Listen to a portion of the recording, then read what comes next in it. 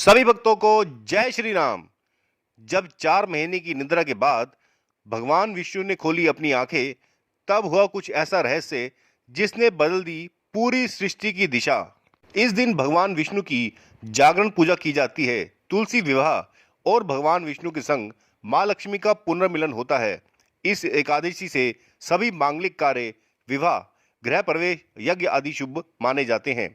आइए आपको सुनाते हैं देव उठनी एकादशी की एक छोटी सी कहानी। एक समय एक राजा था। वह धर्म और आस्था का पालक था।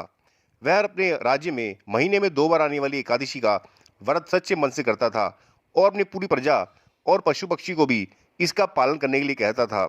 एक बार राजा के दरबार में एक आदमी नौकरी के लिए आता है और वह कहता है, महाराज मुझे नौकरी चाहिए।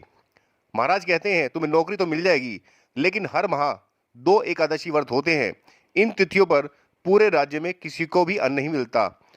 यदि तुम यह नियम स्वीकार करते हो तो तभी यहाँ रह सकते हो और नौकरी प्राप्त कर सकते हो। व्यक्ति को नौकरी की जरूरत थी।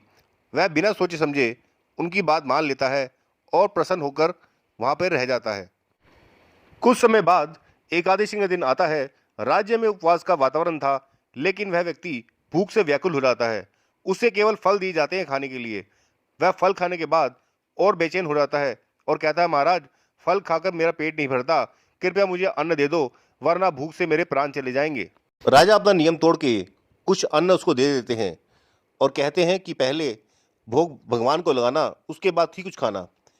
वह व्यक्ति पूरी श्रद्धा से खाना बनाता है और पहला भोग भगवान को लगाता है और नदी में स्नान करके उनके पास बैठ जाता है। तभी एक आश्चर्यजनक घटना होती है। भगवान विष्णु स्वयं आते हैं और उनका प्रसाद ग्रहण करके चले जाते हैं।